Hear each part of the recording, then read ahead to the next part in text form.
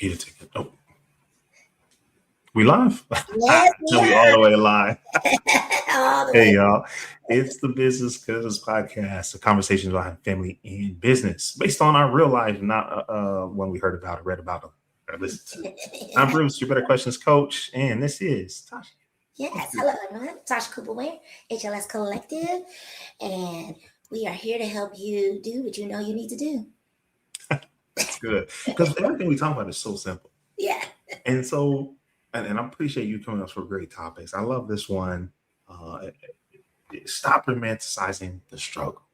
Yeah, man. Like, I think, I got struggle. thoughts. You got lots because struggle is not a personality trait. It isn't. But a lot of people think, entrepreneurship has to be difficult. Yeah. That losing weight has to be difficult. How can we look that person, him, her, they, otherwise, in the eye and tell, hey, it's not. You don't have to struggle. I mean, you're right. So many people think that if it's not hard, it's not valuable. And my motto, if too much pain, you can't train. So that's what I teach my clients. Like, I don't want you to be sore for the next 19 months. That is not fun. 19 months is wild. You know? That's an injury, man. But think about it. Most people's goals, especially if they have real long-term habit setting goals, they're going to take at least a year. And then you're going to need another, at least, let's call it 8-9 months to make sure that it's sustained. You know, and so we're talking about a lifestyle change. It has to be a lifestyle change. You know, they hustle culture us to death. Work out hard. It doesn't have to be. You'll be surprised. Some of my clients get the best results, not killing themselves every day. Right. Just staying consistent. I want some of those results. You want some? Oh yeah. So this is an overlap of a lot of things. I believe I had a good friend of mine. She used to say, "Success comes to me easily." Mm-hmm. A mantra. And I was like, "Man, you got to work for success." And she said, "Think about it. Of all your biggest wins, how hard did you really work?" And I was like, "Dang, I didn't really work that hard. I was consistent, but I didn't work that hard." You know, I can relate. Like dancing at Ailey those 4 years, I did pledge Ailey. It was a task, but it wasn't a struggle. It wasn't hard. It was what I was probably put here to do on earth. So my body enjoyed. But we were consistent. You danced 8 hours a day, 5 days a week for 4 years. And then other opportunities came and it didn't feel hard necessarily. Like the value was in the show up for yourself every day. That's it. You have to show up for yourself every day. I believe, as Brew Hill quotes, argue with yourself in the comments. The hardest part, the most difficult part, isn't the work or the goal. It's who you become along the way. Exactly. The journey matters. Absolutely. And it took me years to realize that. Like, you're hearing it now, and it's a nice little, cute little sentence. But it took me years to realize that because, perfect example, I do a talk. It's on the YouTube. Maybe I'll put a note in there. The questions you don't ask are costing you money. And that talk came about from probably 4 or 5 years of practice. And there's a line in there I said on accident one time, and it was the most quoted line. And I said on completely off the top of my head, I said, is it not working or is it not working yet? And that wasn't even the punchline of that particular story, but that's the part people remember. So I started saying it all the time. And what I realized that as you do the work, whether it's fitness, entrepreneurship, relationship, you change. And that's where the magic happens. Yeah. Not in the struggle. Not in the struggle. Because struggle is not proof you're doing it right. Ooh. You know? Not proof you're doing it right. Elaborate. You know, and I train using NASM, National Academy of Sports Medicine kind of philosophy, where you look at a posture analysis, you take your body fat, it's all real numbers and real measurements. And then it's something that you can grow from. I could train from the elderly to the athlete because it starts off pretty basic. You go to first grade, go to second grade. Then you take a different form of training like CrossFit. Okay. Well, their thing is excess. It's like, how many pull-ups can you do? How many of this can you do? And I got so many clients from people tearing their rotator cuffs or blowing out their knees when CrossFit became popular. Circa, I'm gonna date myself, 2007, 8 or so, before it even blew up. And that's when I learned, like, you don't have to work that hard to get results. You don't have to struggle to this and injure yourself. That the proof was actually in the pudding. That working harder did not get them better. One, you can't do anything if you're hurt. Now you have to take a break. Now you're off for 6 or 7 months. Now what? And you might miss work. It's going to cost you money, and it's uncomfortable. Yeah, and then you're saying, then you are definitely falling in the category as, I hate working out people, or I don't like working out. Well, absolutely. You got all that negative energy and memories about it. Yeah. So that is the number one thing I have to like unwind in some people's mindset, that if they're not running every day, I'm like, I'm 45 years old. I haven't ran since whenever they made us do it in elementary school. Like, you can be fit and not do things they say are super hard, depending on what your goals are and what you're really trying to accomplish, and your age and your lifestyle. Like, there's so many other attributes that'll get you there that don't involve struggle. Man, I hope that is encouraging to someone thinks it has to be difficult. And I'll go on. It may not be easy, but if you're struggling, we are challenging you to pause and reevaluate. Hey, are we doing this the right way, the best way, um, or not? Yeah. And I think in fitness and in business, you have to have some systems in place so you can reduce the decision fatigue, which then it kind of falls in line. Okay, well, I did do this. I did do this for this amount of time. I did this. I used my CRM for this amount of time. And like you said, like, is it working? Is it not working? Or has it not worked yet? And fitness is the same thing. Like, no, you're not going to do abs today and see abs tomorrow. Like, you remember that commercial where the guy like gets on the scale and he like runs in place for like 5 seconds and then he like gets on the scale again. But that's how people be. That's how people be. That's how they are in business and in workout. It's like that immediate. And that's I guess that's the other side of the non-struggle. Like, it's also not gonna be that either. Like, we're not trying to be disillusioned. Like, No, it's definitely taking some effort to get to where we are now, some consistency of effort. But the struggle really is a red flag. You're doing the wrong things, or you're doing it the wrong way, or you're trying to rush. And that's where we're challenging you to pause. So what's a green flag? So what's a good signal? Like, man, this is really difficult. Am I approaching struggle mode, or is this growth mode?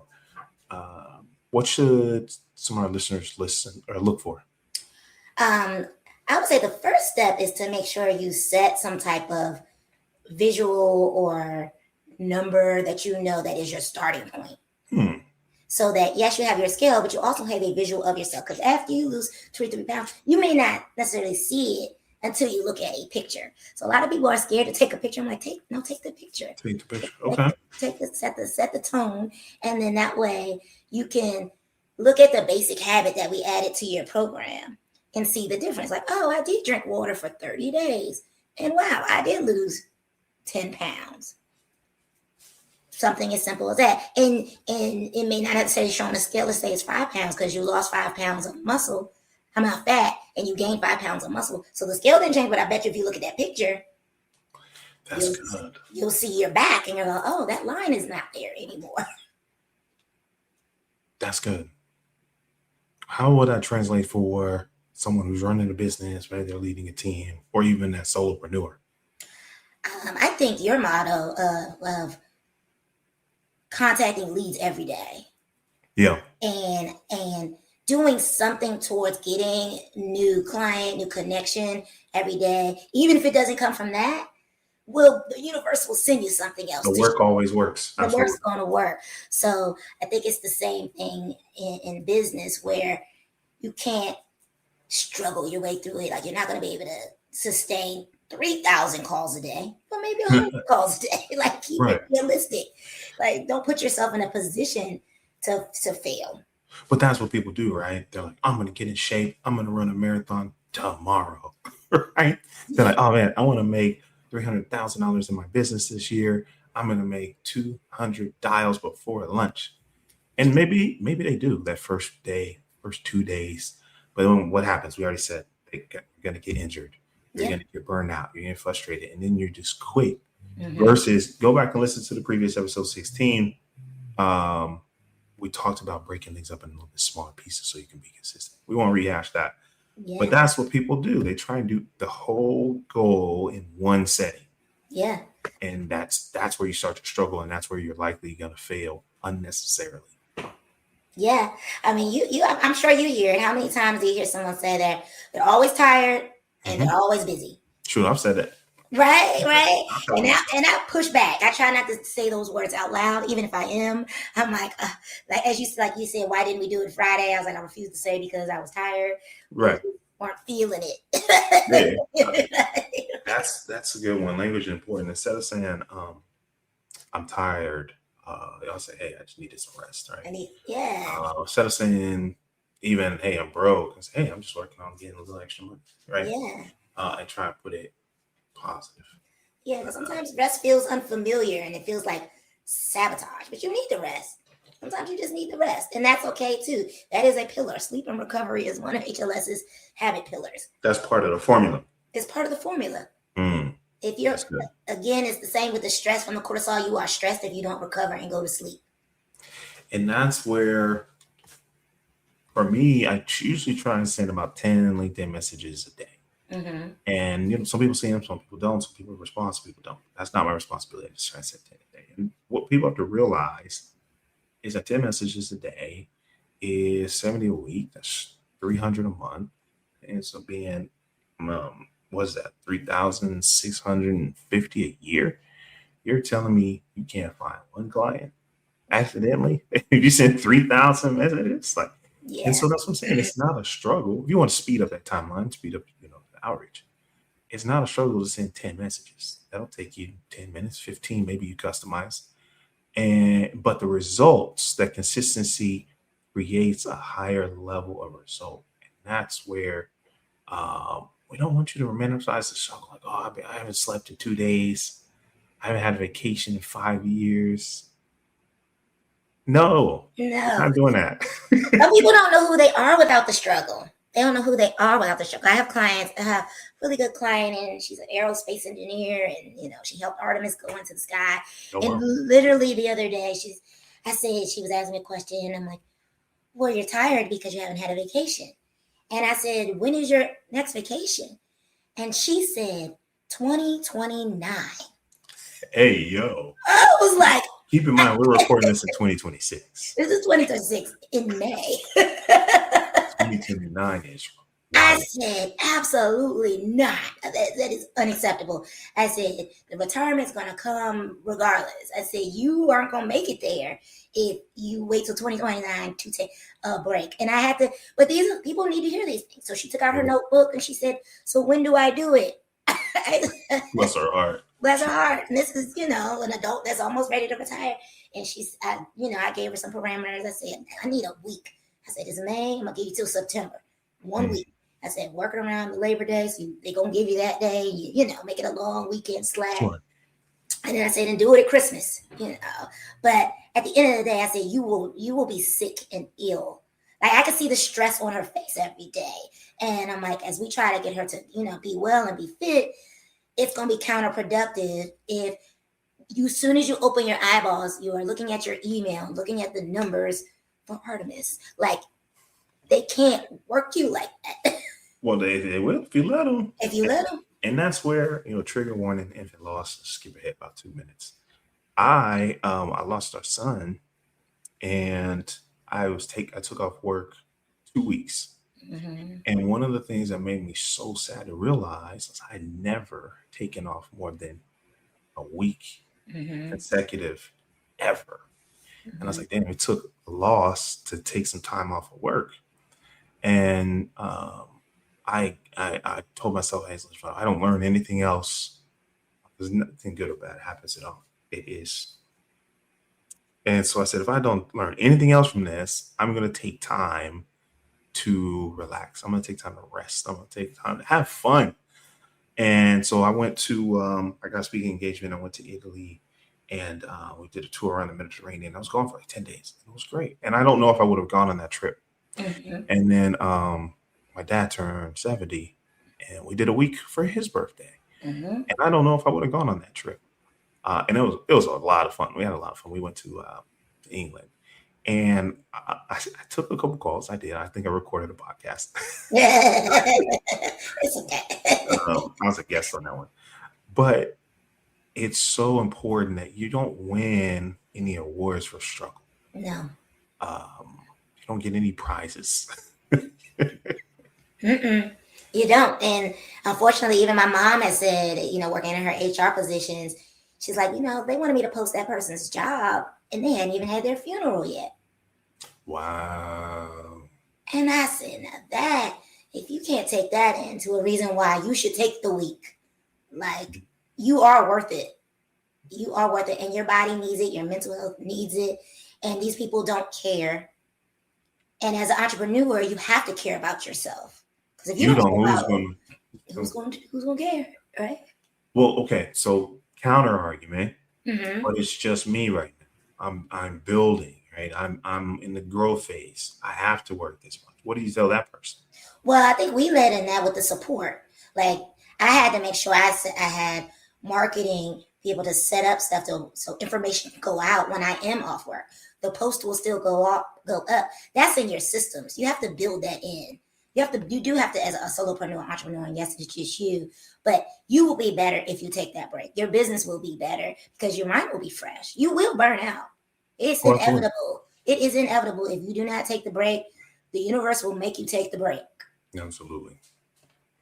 I think what you said is so important where, the support and the systems, that's where a lot of folks miss. And let's talk to someone, maybe your VP, director level, your lead teams. Um, you need support and you need systems Yes. and you need to learn when to delegate. And that's something we help with, by the way, just shoot a message.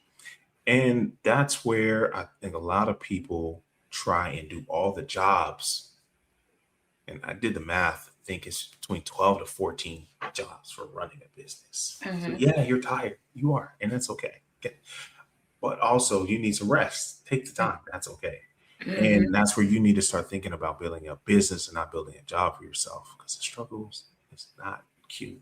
No, the struggle is not cute. Listen, I've been there. I didn't take any days off for 6 months and I got a lot done, but then I couldn't do anything for 6 months. I was recovering from Mm-hmm. burnout. Mm-hmm. Happens to the best of us. You push it and you push it and you push it and you look up and you go, wow, that was not enough rest. Like, Oh no, I why? was falling asleep at red lights. It was Yeah. it was dangerous. Yeah, that fatigue will set in and you won't know why because you'll be in it. So that's the hard part. Like, you'll be in the hamster wheel. You're so far in. If it starts to feel like that is your normal, and then sometimes you need someone to snatch you off that. So okay, maybe someone's listening to this and like, oh man, am I in the struggle mode? What do they need to look for? The first step is don't normalize it. Mhm. Struggle is not a requirement for success. Struggles. Okay, we're gonna come back to that. All right, what else? Yes. Um, Sometimes you're not productive. You are exhausted. So take a look at, if you're exhausted all the time, how productive are you really being? Okay. You know, and sometimes the piece may feel unfamiliar starting out, Hmm. um, but get familiar with it. Like we talked about before, like some of this is enjoying the journey. I don't I know how enjoy you a lot enjoy more. struggle. I don't enjoy struggle. No, some things will take effort. You gotta push yourself. That's where you grow. But Yes. if you're constantly, I like what you said, struggle isn't a requirement for success, and then you're not busy, you're exhausted. Those are gold. What one more for the people. Um, I would say real wellness and real business should survive real life. Like, Mm, mm. yeah, Real. Hold on. Say that one more time. real wellness and real business should survive real life.